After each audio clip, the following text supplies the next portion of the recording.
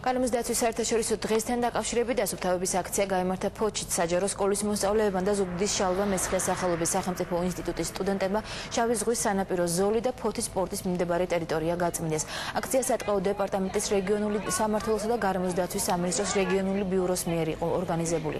აქციის მონაწილეებმა დასუფთავების შემდეგ კოლხეთის ეროვნული პარკი დაათვალიერეს, ისინი მოგვიანებით პალიას ტომზეც გავლენი კატარღით. ეს ღონისძიება ემსახურება გარემოს დაცვითი ცნობიერების ამაღლებას, როგორც სტუდენტებში, ისე მოსწავლეებში.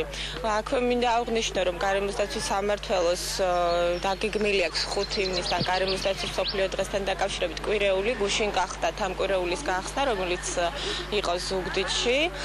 დღეს გახლავთ მეორე დღე, გარდა ამისა დაგეგმილი გვაქვს ესეთი მსგავსი აქცია ხობში, სენაკში, ანუ რეგიონის მასშტაბით. მოხარული ვარ, საერთოდ ჩატარდა ესეთი აქცია და მე მგონი იმედი მაქვს, რომ კიდე განმეორებადი ხასიათი ექნება და უფრო მეტად ჩავებებით, უფრო მეტი რაოდენობა იქნება ჩვენი სტუდენტების აქ წარმოდგენილი.